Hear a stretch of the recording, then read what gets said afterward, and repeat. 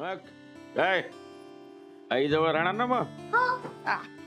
बाळा पोटात दुखतंय का रे अजून? आज ना डब्यात तुला छान मऊ भात देते. तूप घालून.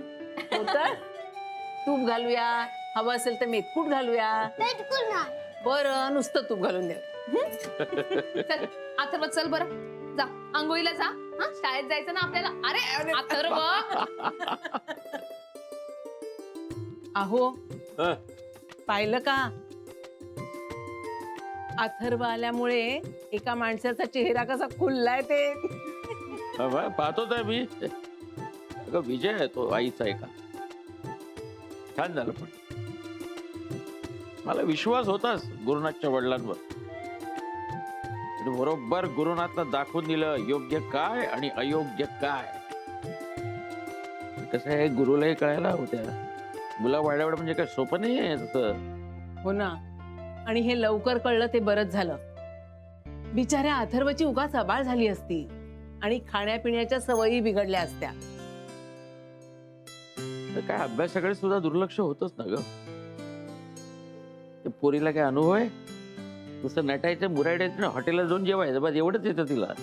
पण पण एक चांगलं झालं या सगळ्या प्रकारात ना गुरुनाथला कळलं असेल की राधिका अथर्वला किती प्रेमाने किती मायेने वाढवते. मुलांना वाढवणं काय सोपी गोष्ट आहे का?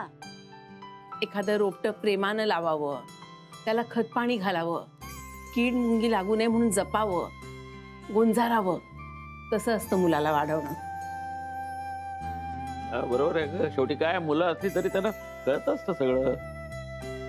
आणि कसं आहे माहितीये मुलांना कुठे ओरडायचं कुठे लाड करायचं हे सुद्धा कळलं पाहिजे आई वडिलांना. अधिक अथर्वच्या तिथे जाण्याने त्या गुरुनाथला चांगला धडा मिळालाय बघ तू. नानाजी मला काय कोणाला धडा नाही शिकवायचा. मला माया पोराला मोठं करायचंय, शिकवायचंय, त्याला चांगला माणूस बनवायचंय. गुरुनाथला तर बरोबर कळलं असेल ते शनाया काय कामाची नाही. म्हणजे काय तू बोलून नाही दाखवणार. भयंकर इगो आहे त्या माणसाला. पण अथर्वला वाढवण्यात चांगले संस्कार करण्यात राधिके तुझं कॉन्ट्रीब्युशन आहे. हे अप्रिशिएट केलास ना त्यानं. मी सांगतो बघ. नानाजी मला नाही वाटून राहिलं यांना असं काही वाटत असेल. यांना तर कशाचंच बांध राहिलं नाही ना चांगल्याचं ना वाईटाचं.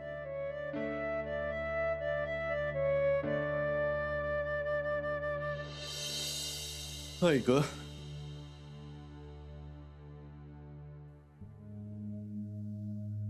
दरवाजा उघडा कसा?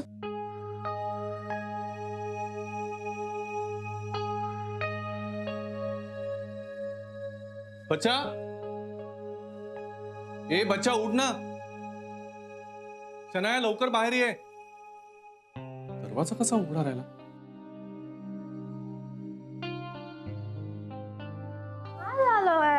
अगं शनाया काल तू दरवाजा उघडा ठेवलास का? रात्रभर उघडाच होता.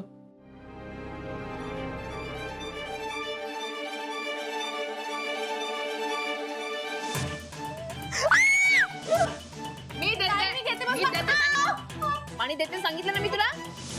राधिका काल खरंच घरी आली होती. नाही यार नाही तो भास होता, नाही तो भास होता. शनाया अगं तुला विचारतोय काय झालं? दार उघडं होतं. दार हा दार उघडं होतं. कसं तू दार उघडं ठेवलंस का? मला नाही माहिती काही. नाही माहिती म्हणजे तू उघड. बरं जाऊ दे. अथर्व उठला का बघ ना जरा. त्याला आवरायचंय. हा जा बघ बघ बरं. असं कसं उघडं राहिलं?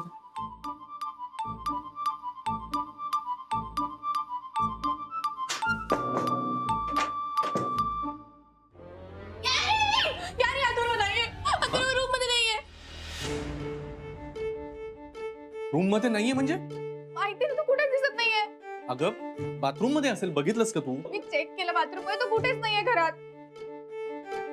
अथर्वने तर दरवाजा उघडला नसेल. राधिकाकडे गेला असेल बहुतेक.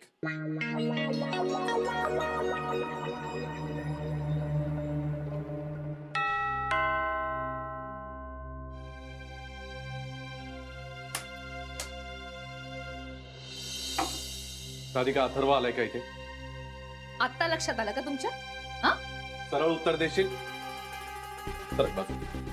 अथर्व, अथर्व बाहेर ये. आलाय तो इथे.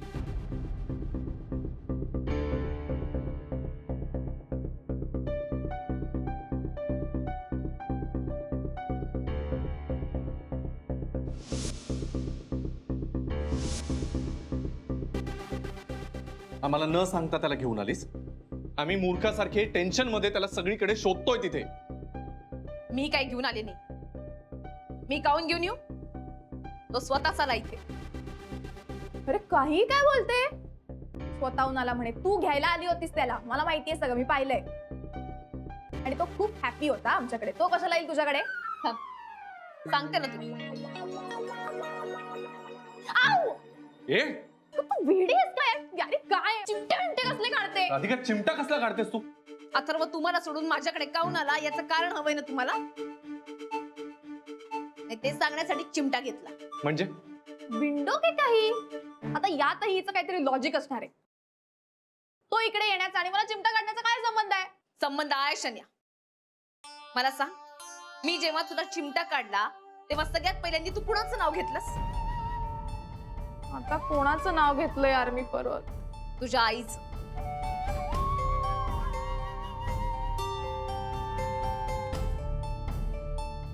शन्या, माणूस कोणी असो, भला असो, बुरा असो, गरीब असो, श्रीमंत असो, पण जेव्हा त्याला काही त्रास होतो, जेव्हा त्याला काहीतरी दुखतं, तेव्हा तो पहिल्यांदा आपल्या आईचं नाव घेतो. कारण आई आपल्या बाळाला 9 महिने पोटामध्ये वाढवत असते.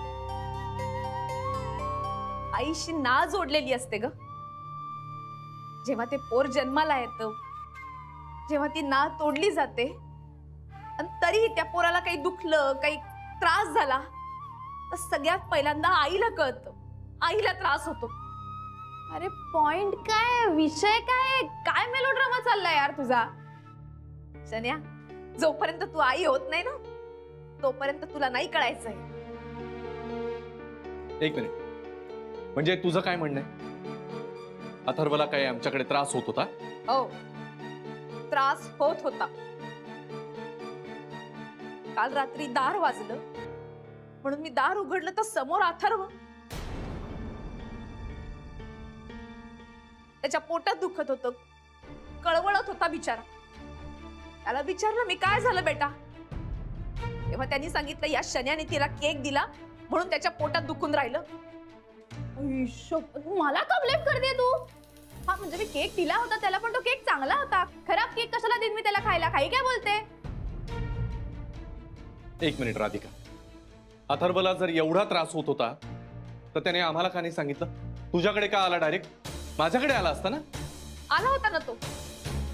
तो सगळ्यात आधी माझ्याकडे नाहीच आला. त्यांनी पहिल्यांदा तुमच्या खोलीचं दार वाजवलं, तुम्ही नाही उघडलं.